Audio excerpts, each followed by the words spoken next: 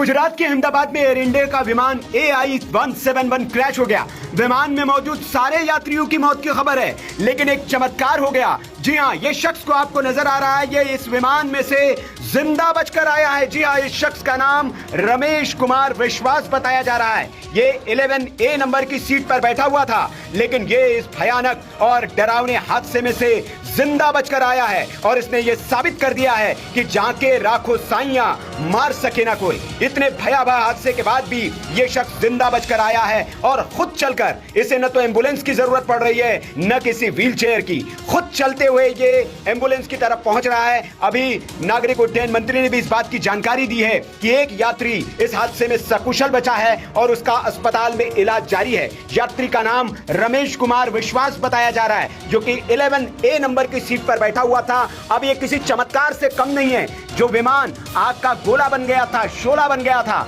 और जिसमें सारे यात्री मौत के मुंह में समा गए, उसमें से ये अकेला यात्री कैसे बचकर निकला है, ये किसी चमत्कार से कम नहीं है। ये ईश्वर का बहुत बड़ा चमत्कार है और ये शख्स अब खुद बता रहा है कि कैसे टेक ऑफ के 30 सेकंड के भीतर ही प्लेन जो है हवा में फट गया, बम की तरह फट गया और उसके बाद ये बड़ा हादसा हुआ। सुनिए इसे।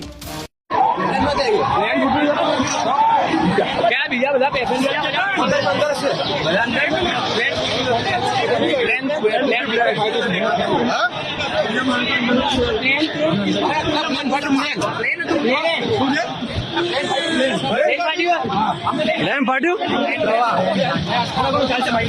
हिंदुस्तान टाइम्स की रिपोर्ट के मुताबिक जिंदा बचे 40 साल के विश्वास कुमार रमेश ने आप बीती बताई है। उन्होंने कहा, उड़ान भरने के 30 सेकंड बाद तेज आवाज हुई और फिर विमान दुर्घटनाग्रस्त हो गया। ये सब बहुत जल्दी हुआ। जब मैं उठा तो मेरे चारों तरफ लाशें बिखरी पड़ी थी। मैं डर गया और वहां से भागा। मेरे चारों तरफ विमान के टुकड़े बिखरे पड़े थे।